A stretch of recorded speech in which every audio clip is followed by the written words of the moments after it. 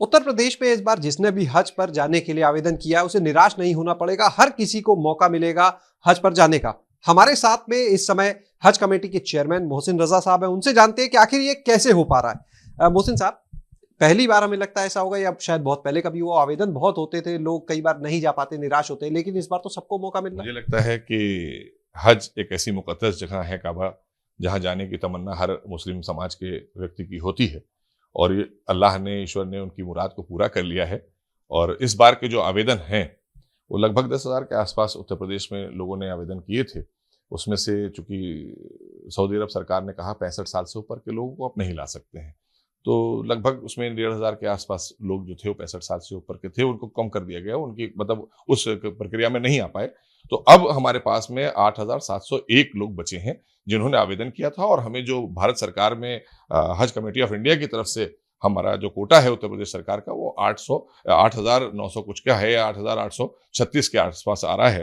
तो इसलिए हमारा कहीं ना कहीं अब इस बार इन सारे आजमीन को पूरा मौका मिलेगा कि वो जाएं, हज करें, अपने लिए, वतन के लिए दुआ करें, हम सब के लिए दुआ करें, और उनका हज भी मुकम्मल हो, ऐसी हम लोग भी कामना करते हैं। उत्तर प्रदेश भी, सरकार भी हमारी यही कामना करती है। और जो भी व्यवस्थाएं हैं बेहतर से बेहतर वो देने का काम हज कमेटी ऑफ उत्तर प्रदेश करेगी। और साथ साथ उत्तर प्रदेश सरकार की तरफ से जो बेहतर से बेहतर व्यवस्था जो नहीं हुई होंगी पहले, वो भी हम करेंगे। चाहे यहाँ से लेकर सऊदी अरब तक हम एक डेलीगेशन लेकर यहाँ से जाएंगे सऊदी अरब की सरकार से बात करने के लिए कि वहां पर कहां पर हम इनको रखेंगे, कहां हमारे आजमीन जाकर रहेंगे। क्योंकि उत्तर प्रदेश से बड़ी तादाद में, सबसे ज्यादा उत्तर प्रदेश से ही अभी भी जा रहे हैं। पहले तो 30,000 32,000 जाते थे, क्योंकि 2 बार से कोरोना के चलते कैंसिल हो गया था, तो इस बार आवेदन कम हुए हैं। लेकिन जिनका आवेदन हुआ वो बहुत लकी हैं कि इस बार उनको लॉटरी सिस्टम में नहीं जाना पड़ेगा, सीधी तौर पर वो हज के लिए जाएंगे। तो उनको तो हमारी बधाई, हमारी ओर से और सरकार की ओर से बहुत बहुत बधाई कि आप हज पर जा रहे हैं। पहले ही आवेदन में आपको हज में स्वीकारता हुई, तो इसका मतलब है अल्लाह ने आपका बुलावा तय कर दिया है।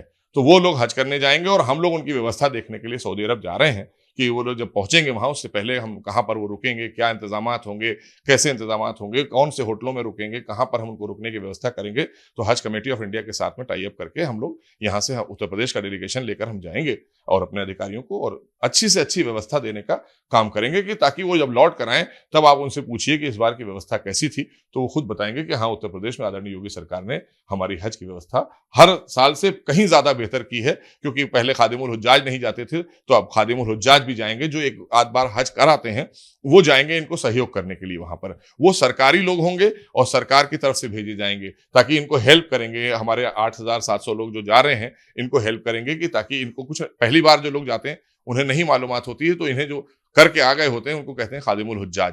तो ये हमारे जो उनके हज पे लोग जा रहे हैं उनकी खिदमत के लिए सरकार भेज रही है। तो ये बहुत बड़ी पहल है आदरणीय योगी सरकार की, क्योंकि पहले की सरकारों ने, समाजवादी सरकार में बंद कर दिया गया था, तो हमने वापस इसको खोला है, जिससे कि तमाम आजमीन को बहुत आसानी होगी। मोहसिन साहब, ये तो बात हो गई हज को लेकर। इसके अलावा मदरसों को लेकर बात करना चाहेंगे। मदरसों की जांच के आदेश दिए गए हैं। 7,000 से ज्यादा मदरसे जो आधुनिकीकरण योजना के अंतर्गत आए थे, पहले भी कई बार जांच हुई, आप तो खुद मंत्री भी रहे, एक बार फिर से मदरसों की जांच के आदेश। देखिए, मेरा मानना यह है कि मैं तो मांग करूंगा कि माननीय मुख्यमंत्री मदरसों की जांच सीबीआई को दे दें, क्योंकि ये बार बार विभागीय जांच से इसका काम नहीं चलेगा।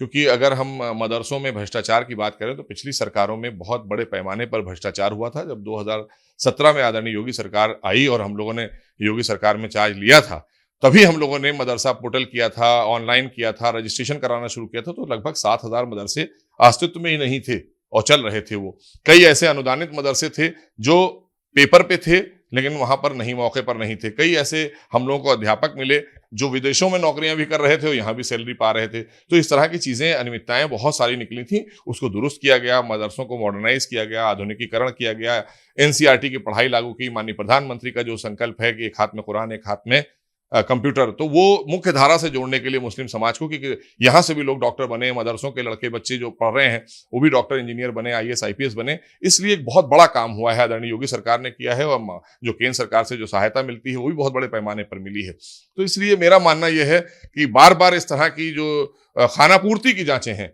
इनको बंद करके सीधी तौर पर इसको सीबीआई के हवाले किया जाए। इसमें जो भी लोग दोषी पाए जाएं उनके खिलाफ कार्रवाई हो, दूध का दूध पानी का पानी हो, जिससे कि आमतौर से और जो हमारे मदरसे हैं जो मॉडर्नाइज किया है, जिनमें हमने कंप्यूटरीकरण किया है, वहां पे व्यवस्थाएं बेहतर हों, अच्छी हों और भ्रष्टाचार पर पूरी तरीके से विराम लगे। क्या लगता है, अधिकारी भी जिम्मेदार हैं इस पूरे भ्रष्टाचार के? देखिए, इससे इनकार नहीं कर सकते आप, क्योंकि बगैर अधिकारी, उसके बगैर सहभागिता के नहीं हो सकता।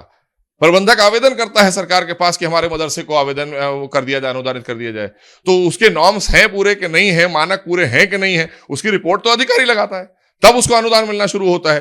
तो दोषी अगर कोई भी होगा तो बराबर का ही होगा। जिसने अपनी कलम से उसको अनुदानित किया है वो भी दोषी होगा, और जिसने गलत तरीके से पेपर देकर अपने मदरसे को अनुदानित कराया है वो भी दोषी होगा। तो इसलिए सीबीआई जांच होना जरूरी है, विभागीय जांच होगी तो ये हमेशा, ये बार बार आप लोगों के पास और हमारे पास ये सब्जेक्ट आएगा, लेकिन होगा कुछ नहीं, लीपापोती होकर वापस चली जाएगी। कॉमन सिविल कोड को लेकर क्या कहेंगे? जिस तरह से बातचीत चल रही है, लोगों के बीच में जाकर उनको समझाने की इस समय चर्चा चल रही है, आप किस तरह देखते हैं, क्या कहेंगे? हम लोग तो लगातार कहते चले आ रहे हैं कि कॉमन सिविल कोड हम लेकर आएंगे, और इस बार भी और पहले भी हमने कहा है, आदरणीय योगी सरकार में, पिछली जो पहली वन सरकार थी हमारी 2017 से 22 तक की सरकार में भी हम लोगों ने बाकायदा सुझाव भी मांगे थे जनता से, आपको याद होगा, और जनता ने अपने सुझाव भी दिए हैं, बड़े पैमाने पर सुझाव आए हैं।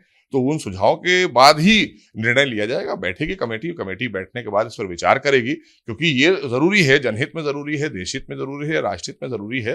क्योंकि अगर कॉमन सिविल कोड नहीं आएगा तो तमाम जगहों पर अलग अलग प्रथाएं हैं, वो अपनी अपनी तरह से चलाते हैं, तो उन चीजों को विराम लगाया जाएगा। क्योंकि आप हिंदुस्तान में रहते हैं तो हिंदुस्तान में कानून है, उस कानून के दायरे में हम सबको रहना चाहिए। लेकिन अगर किसी को कोई इसमें किसी तरह की शक शुबा है तो वो दूर करने का काम सरकार करेगी, हमारे जनप्रतिनिधि करेंगे, हम लोग बैठ के बात करेंगे। जिस तरह से पहले भी हमने सुझाव मांगे हैं, अभी भी हम वो सुझाव भी लेकर जाएंगे कि ये सुझाव हैं आम जनता के, और आपके भी कोई सुझाव है वो भी आप दे दीजिए। लेकिन राष्ट्रहित में, जनहित में सोचिए, अपने हित में नहीं सोचना चाहिए किसी को। हम अपने प्रदेश और जनता के हितों में जब सोचेंगे तो ये अच्छा कानून जब बनकर आएगा एक राष्ट्रहित में, तो जाहिर सी बात है सभी के लिए एक कानून होगा। तो जब एक कानून होता है तो कार्रवाई भी एक ही तरह की होती है, फिर सब लोग उसी तरह से बंधे रहते हैं, फिर उसी तरह से काम करते हैं, तो कोई नई चीज उभर कर नहीं आती है। इसलिए इसको सभी धर्मों के लिए, ये कोई ऐसा नहीं कि एक समाज या एक वर्ग के लिए है, ये सभी समाज के लिए, सभी वर्ग के लिए है। तो इसलिए ये कानून तो हम लाएंगे, लेकिन सुझाव पहले भी आ चुके हैं, बाद में भी आवश्यकता पड़ेगी तो फिर से एक बार बैठ लेंगे। बहुत बहुत शुक्रिया बात करने के लिए। तो ये थे हमारे सामने मोहसिन रजा साहब, जिन्होंने हज पर जाने वालों के लिए जो इस बार कह सकते हैं कि उनकी सबकी मुराद पूरी हो रही है, उसको लेकर भी बात की, और उनके लिए किस तरह से सुविधाएं होंगी बेहतर पहले से, उसको लेकर क्या तैयारी चल रही है। तो दूसरी ओर मदरसों के मुद्दे पर साफ तौर पर कहा कि मदरसों के मामले में सीबीआई की जांच होनी चाहिए, तभी हकीकत सामने आएगी, घोटाले खुलेंगे। कैमरा सहयोगी वीरेंद्र के साथ शैलेश अरोरा, एबीपी गंगा, लखनऊ।